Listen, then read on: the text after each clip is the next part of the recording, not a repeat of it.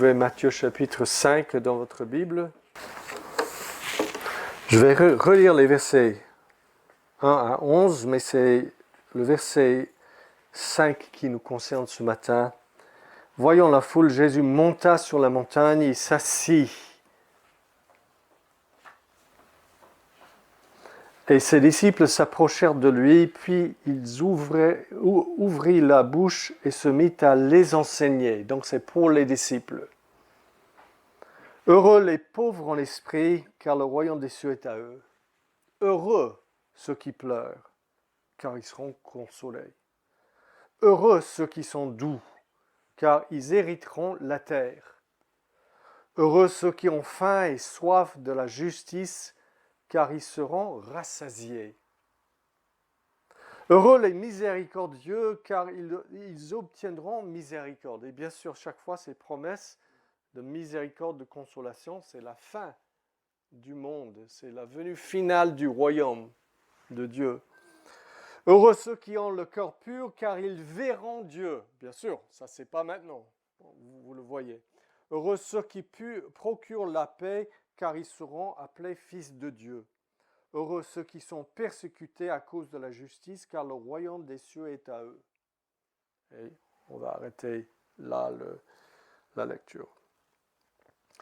Je vous rappelle que si vous n'avez pas été là, que Jésus, au début de son sermon, nous dresse un portrait de l'enfant de Dieu, du véritable chrétien, du membre des royaumes, du citoyen du royaume de Dieu. Et donc, il nous donne 8 béatitudes, 8 qualités qui sont ce qu'on est, pas parfaitement, mais réellement par la nouvelle naissance, si nous sommes dans le royaume. Donc, ne pensez pas que c'est un moyen de devenir chrétien. Essayez d'être doux, essayez d'être miséricordieux, et comme ça, vous allez devenir chrétien. Non, pas du tout. Il n'y a que le royaume de Dieu qui puisse vous rendre comme ça. Vous devez être dedans pour être rendu comme ça. Et la foule est devant lui. Il parle aux disciples, mais vous savez que le Seigneur pense à la foule aussi. Et sans aucun doute, ces 8 qualités identifient qui sont les vrais membres du royaume, parce que nous avons tous besoin de nous situer, n'est-ce pas? Et moi, je ne peux pas vous situer, je ne suis pas Dieu, mais Dieu peut vous situer. Et il peut vous montrer le caractère d'un membre du citoyen du royaume de Dieu. Et il le fait. Il le fait. Non seulement pour que vous puissiez vous situer, mais je pense parce qu'il veut vous attirer dedans. Parce qu'il dit heureux, heureux, heureux, heureux, heureux, heureux, heureux, heureux, heureux.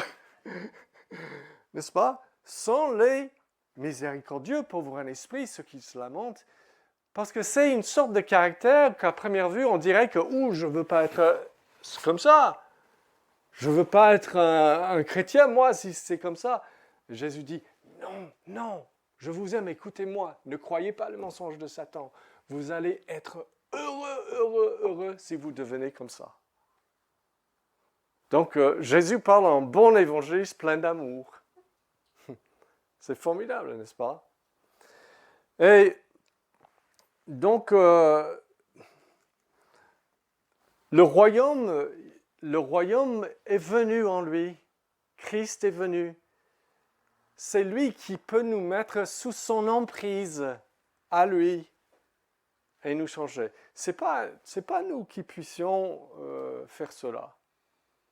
Et c'est complètement gratuit. Et il n'y a rien à faire, sauf le laisser faire. Et le laisser faire, tout ce qu'il veut dans ta vie, ça veut dire qu'il devient Seigneur et il te met sous son emprise. Ça s'appelle la foi et la repentance.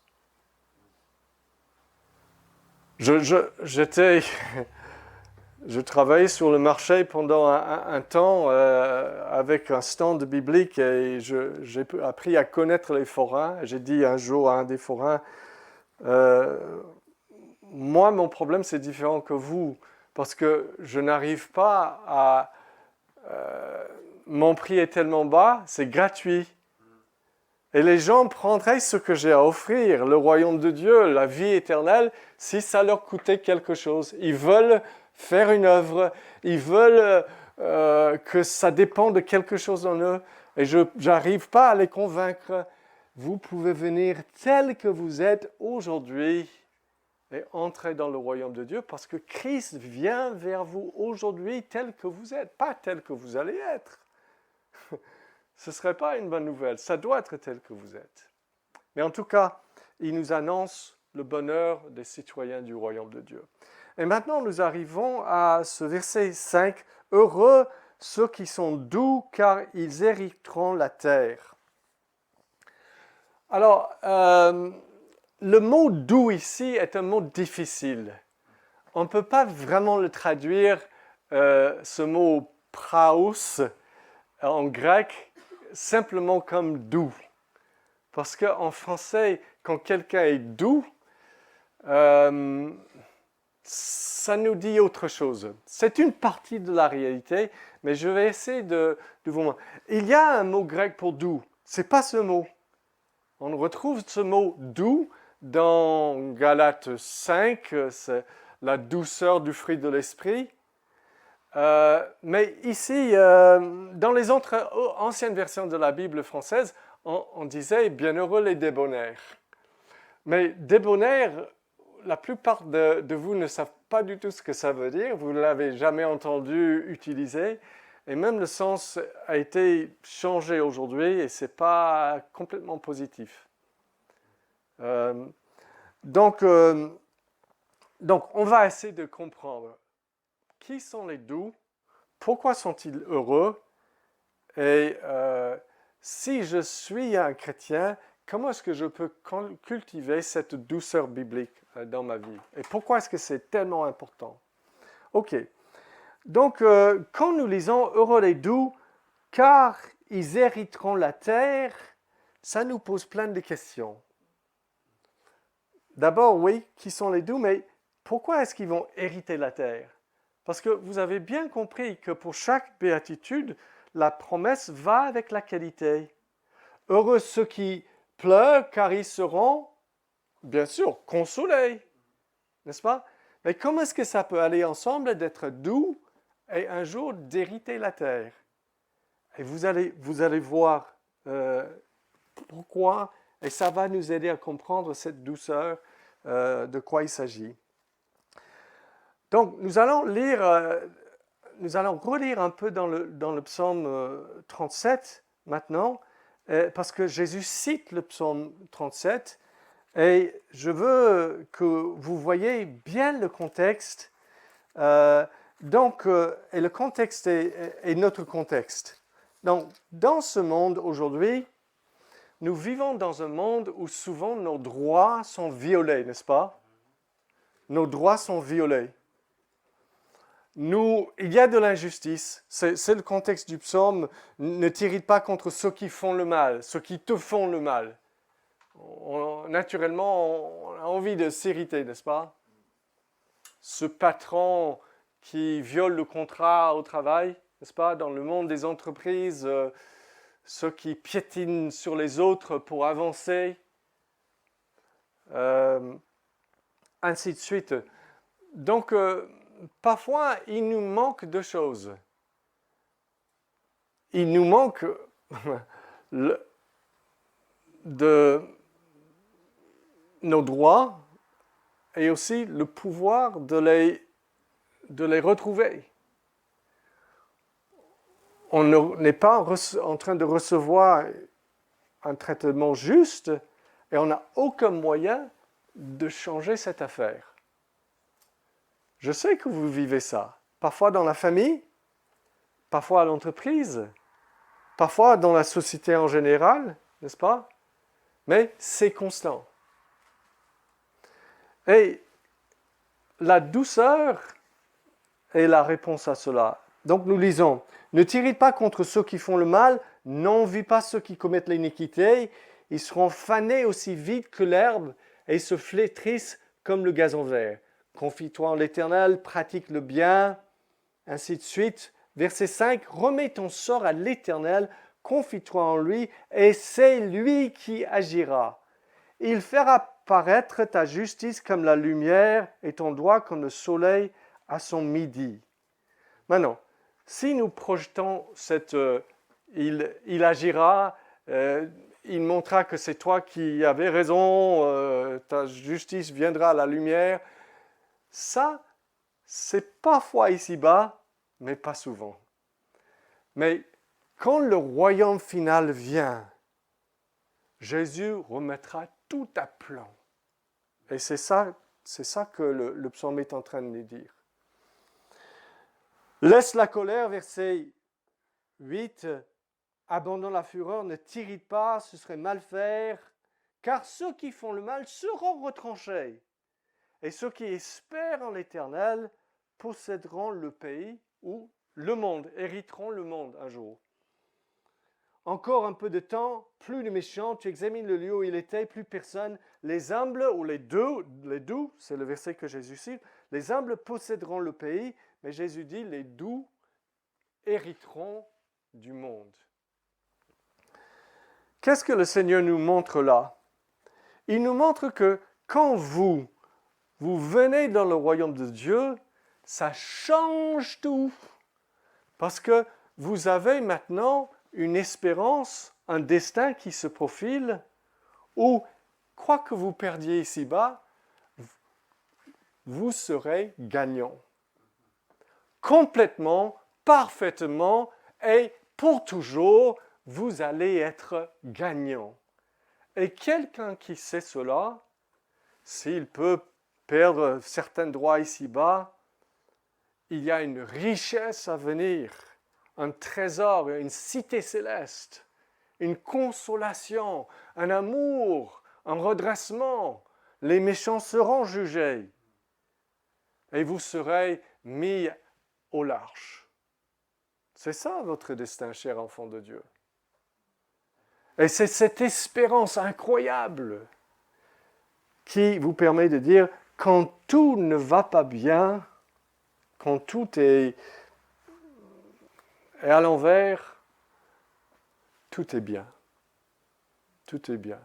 Parce que à cause du royaume, le royaume final vient. Maintenant, vous pouvez comprendre que les doux ou les humbles dans la béatitude, c'est ceux qui ne font pas comme les gens du monde. Qu'est-ce que le monde fait quand vous n'avez pas, quand vos droits sont violés? Dans la rue. Les gens naturellement sont agressifs, ils sont revendicatifs. C'est ça l'essence de leur disposition. Mais moi, j'ai mes droits. Ils forcent, ils agressent, ils exigent. Et bienheureux les doux, c'est juste le contraire de cela. On n'est pas revendicatif, on n'est pas en se confiant en l'Éternel. On ne s'irrite pas et on est paisible et confiant, même quand on subit l'injustice.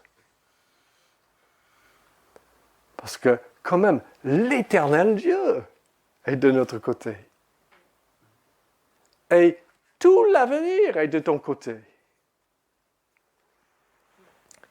C'est juste une question de temps pour vous. Tout le malheur que vous pouvez subir. C'est juste une question de temps. Patiente.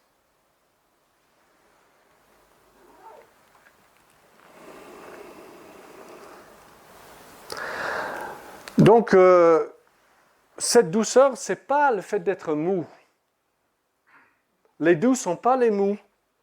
Ce n'est pas une personne, c'est pas si vous êtes consensuel. Ça, ce n'est pas une vertu, c'est une faute, c'est un défaut. Ce n'est pas soyez sans conviction, sans courage, de dire ce qui est vrai, sans fermeté quand il le faut. Non, pas du tout. Cette vraie douceur dont Jésus parle, c'est d'être humble et paisible. C'est une force tranquille. C'est être fort, mais tranquillement. Et je vais vous le montrer en Jésus. Vous allez voir ça d'une manière concrète, presque tout de suite.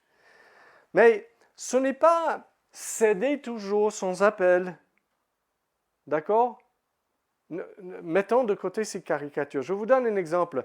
Un jour, Paul et ses collègues étaient donc en mission et on les a battus et on les a mis en prison de manière complètement illégale parce qu'ils étaient des citoyens romains et selon la loi romaine, on ne peut pas mettre quelqu'un en prison sans procès. Même à cette époque, ils avaient des bonnes lois, les Romains. Et donc, écoutez ceci, Actes chapitre 16. Le geôlier rapporta ces paroles à Paul. Les prêteurs ont envoyé dire à vous relâcher. Maintenant donc sortez et allez en paix. Mais Paul dit aux licteurs, après nous avoir fait battre publiquement et sans jugement, nous qui sommes romains, ils nous ont jetés en prison et maintenant ils nous mettraient dehors secrètement? Non pas. Paul dit non, il ne cède pas. Il dit non pas, qu'ils viennent eux-mêmes nous libérer. Les licteurs rapportèrent ces paroles aux prêteurs qui furent dans la crainte en apprenant qu'ils étaient romains. Ils vinrent les apaiser et les libérèrent en les priant de quitter la ville. Il y a des fois où on doit tenir tête, mais il y a une manière de tenir tête qui n'est pas douce, qui est vraiment agressive et mauvais et méchant, qui est vraiment agressif. Vous l'avez vu tant de fois, vous l'avez peut-être fait. Cette semaine, je me suis rendu compte que j'ai perdu des billets d'avion que mon frère m'a achetés pour aller aux États-Unis voir mon autre frère malade. Ces billets ont coûté 2500 € pour moi et ma femme. J'ai appelé la compagnie et donc il a cherché, j'ai passé plus d'1h30 au téléphone. Vous pouvez imaginer? Et il revient vers moi et il dit, oui, on a trouvé les billets, on peut remettre la réservation, mais ça va vous coûter.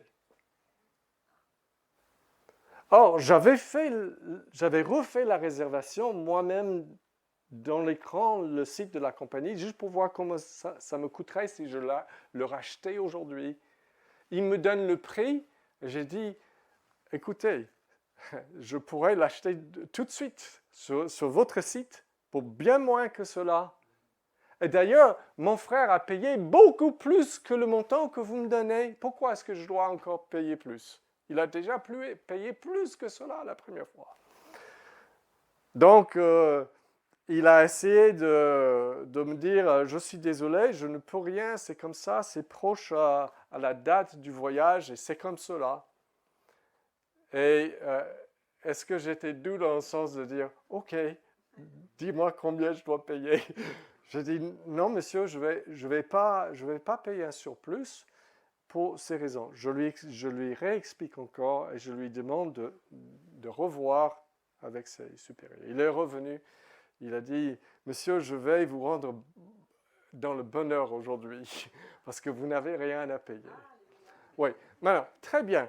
Mais s'il m'avait obligé, et si j'étais monté aussi haut que je pouvais aller, et il y avait encore, disons, 150 € à payer, en ce moment, là, je dois être praus, et ça veut dire docile devant Dieu. Ce mot veut dire docile devant Dieu et sa providence, acceptant sa providence que je ne peux pas. J'ai fait mes recours, j'ai utilisé les moyens légitimes et bons, ça n'a pas abouti. Maintenant, est-ce que je vais être fâché pendant 3 jours ou 3 semaines et ne pas dormir? Ou est-ce que je vais bien heureux dans le lit pendant 3 jours et 3 semaines? Heureux les doux qui savent que de toute façon, c'est le Seigneur qui gère tout. Et un jour, ce petit montant que j'ai perdu, je vais avoir une telle richesse qu'ils ne peuvent même pas imaginer cette compagnie. Vous voyez, cet espoir, cette certitude que nous avons, qui transcende, rend petit nos malheurs d'ici-bas. Donc, quand on est doux dans ce sens biblique, on ne joue pas les gros bras, n'est-ce pas? On s'attend à l'Éternel. Et je vois cette douceur comme un mélange de humilité et le fait d'être humble et paisible. Humble et paisible. Si quelqu'un est humble et paisible, je vous dis, je vais vous envoyer quelqu'un, il va régler telle affaire pour vous. C'est un homme humble et paisible. Quand il arrive, vous vous attendez à ce qu'il soit dur et sévère ou doux? Il est humble et paisible. Vous vous attendez à ce qu'il soit doux. La douceur découle de cette humilité et de cette paisibilité qui viennent de la foi en Dieu et dans le royaume à venir. Mais sans le royaume à venir, si vous avez que cette vie sur terre, c'est pour ça que les gens sont revendicateurs, n'est-ce pas? Ils n'ont que les choses ici-bas. Si tu les enlèves, bien sûr ils sont fâchés, bien sûr ils agressent, ils n'ont rien d'autre. Et vous les avez pris cela. Vous voyez, tout dépend du fait d'avoir quelque chose de bien plus grand à venir. Le royaume de Dieu, c'est la bonne nouvelle qui règle tout.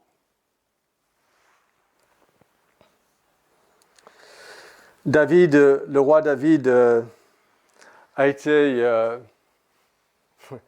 il devait quitter une fois parce que je crois que c'est son propre fils qui voulait faire un coup d'État. Et en quittant le pays avec ses proches, il rencontre un homme qui s'appelle Shimei, je crois que c'est son nom en français, et ce Shimei commence à l'insulter, à le maudire. Mais vraiment à maudire le roi du pays. Et un de ses proches dit à David, « Qui est ce chien mort pour qu'il maudisse le roi d'Israël? Donne-moi permission et je passerai là-bas et je lui enlèverai la tête. » David dit, « Non, tu feras rien, car c'est peut-être l'Éternel qui lui a dit de me maudire. Laisse-le faire. » Et ainsi, si je me résigne devant Dieu, peut-être il me ramènera dans le pays. C'est fort, n'est-ce pas? Ça, c'est cette douceur dont nous parle. Cette docilité devant la providence de Dieu, de l'homme ou la femme de foi. De foi. Bon. Mais le meilleur exemple est votre Sauveur. Dans le jardin, la nuit avant sa crucifixion, Judas vient vers lui. Et dans toute cette scène, c'est Jésus qui contrôle tout. Il dit, c'est avec un baiser que tu trahis le Fils de l'homme. Pierre enlève l'oreille d'un des soldats, Jésus le remet. Jésus, il demande qui est Jésus? Et Jésus dit, je suis. Et quand il dit je suis, ils tombent tous par terre. Mais Jésus fait preuve d'une douceur dans cette force incroyable. Il se laisse faire. Il dit, laisse partir mes disciples. Prenez-moi simplement. Tout est faux là-dedans. Tout est injuste. C'est incroyablement injuste. Mais Jésus sait que c'est le plan de Dieu et par cette injustice, il va nous sauver. Et dans sa douceur, dans sa docilité, dans son humilité, il est paisible. Et il tend les mains. À la croix, la Bible nous dit, il a été maltraité, il s'est humilié et n'a pas ouvert la bouche. C'est ça la douceur biblique. Semblable à l'agneau qu'on mène à la boucherie, à une brebis muette devant ceux qui l'attendent, il n'a pas ouvert la bouche. Pas de revendication, pas d'agression, pas de malédiction, pas d'irritation. Une confiance complète. Pour la joie qui était mise devant lui, il a souffert la croix, méprisant la honte. Il voyait son royaume à venir, il allait le gagner là. Je tire à la fin. La douceur, chers chrétiens, vous rendra heureux, même ici-bas. Même si vous allez hériter le monde après, en raison du fait d'être une personne comme cela. Déjà ici-bas, heureux sont les doux. Je vais vous donner 4 raisons juste rapidement. La première raison, c'est que si vous êtes doux, c'est-à-dire humblement paisible et docile devant Dieu, vous allez recevoir vraiment bien et facilement la parole de Dieu et tout ce que Dieu vous dit. Écoutez ceci, c'est le même mot grec. Recevez avec douceur la parole qui a été plantée en vous et qui peut sauver vos âmes.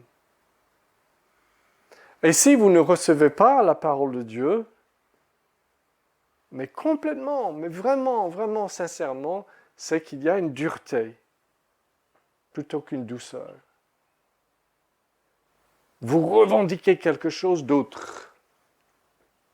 Vous voulez que ce soit autrement. Et c'est de cela que vous devez vous repentir et embrasser cette douceur, cette docilité biblique. Deuxièmement, vous serez heureux parce que même dans les épreuves, ça ira. Job, quand il a perdu ses enfants, il a dit « Je suis sorti nu du sein de ma mère, et nu je retournerai dans le sein de la terre. L'Éternel a donné et l'Éternel a ôté, que le nom de l'Éternel soit béni. » Et ça, c'est cette docilité. C'est pas d'être dur avec Dieu dans ses épreuves, c'est d'être doux. Oui, je suis malléable avec toi, Seigneur. Je pleure, mais je suis malléable.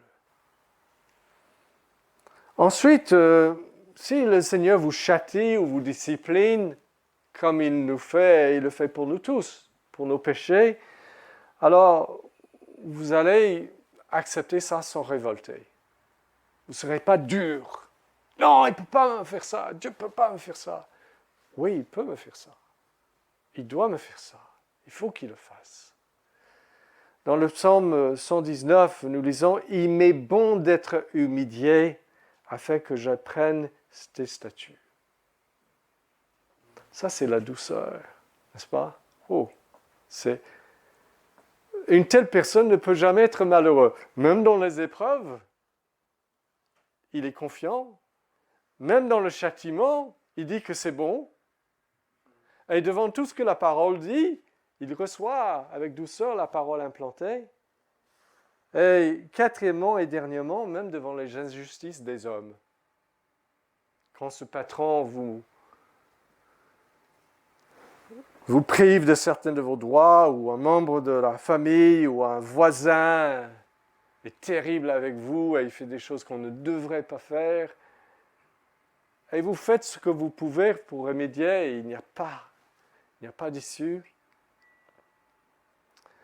vous pouvez vous confier à l'Éternel et à votre Sauveur qui viendra tout régler un jour. Soyons comme lui. 1 Pierre nous dit, lui qui insultait ne rendait pas l'insulte, souffrant ne faisait pas de menaces, mais s'en remettait à celui qui juge justement. Vous voyez? Sur la croix, Jésus est crucifié, lui, le Fils de Dieu, et il s'en remet pas au Dieu de la grâce, mais au Dieu du jugement. Il est important parfois que nous sachions que Dieu va juger ceux qui nous ont tellement mal. Je pense aux personnes abusées sexuellement dans leur enfance et d'autres choses comme cela, des choses dont certaines personnes ne se sont jamais repenties. et qui laisse des séquelles vraiment difficiles et graves. Et on s'en remet à celui qui jugera un jour justement, quand le royaume vient. Donc, je crois que vous avez compris donc, que cette douceur vient de notre foi dans le royaume à venir. Et que nous n'avons pas que tout se règle ici-bas, maintenant, car tout se réglera quand il vient.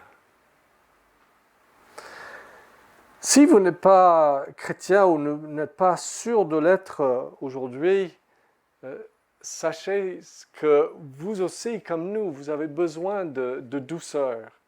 Vous avez besoin de devenir un citoyen du royaume de Dieu avec ce caractère. Je crois que parfois les gens ne deviennent pas chrétiens ou parfois il y a des fausses conversions parce que les gens n'ont pas une bonne image de ce que c'est que devenir chrétien.